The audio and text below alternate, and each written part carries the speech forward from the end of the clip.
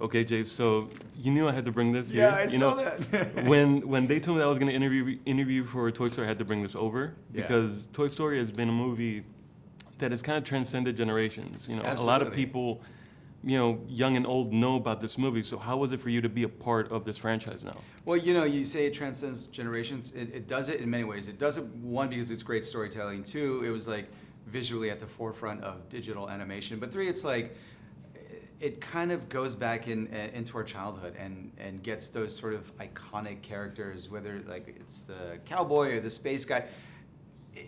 We all played with these types of toys when we were kids. So it's very nostalgic in that way. And then you marry that with like a really great story. And I mean, then you have a successful franchise that's been around for decades at this point. And for me to Pretty be much. a part of it is just like, I mean, it's very exciting, very exciting. And one of the things that I love about this movie is that it has multiple layers to it. So with Woody, you see him kind of having to decide whether to stay with what he's known or venturing into the unknown. Right. So in your life, do you usually go for the certainty of what you know, or do you usually like venturing out into the unknown? Pretty much always the unknown. I feel like if every day is like the past, 20 years goes by and you're like, what happened? What did I spend the last 20 years doing?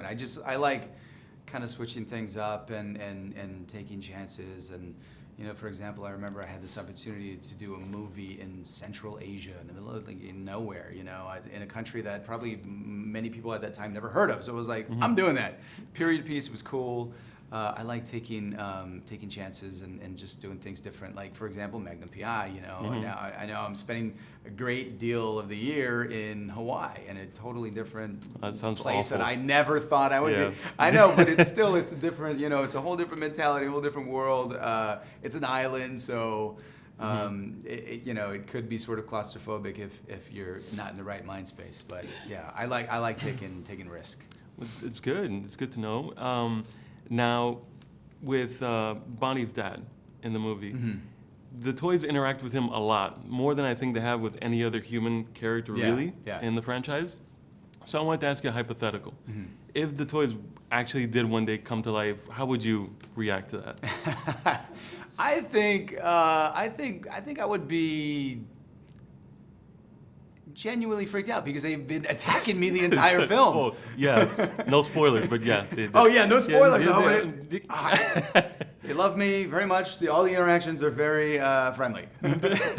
No, but it's not a sort of abrasive interaction or relationship. It's just that they are trying to accomplish something, and I am that the impediment. I am something in the way, and so they have to find ways of dealing with me, and it creates some comedic moments. And last question before I let you go.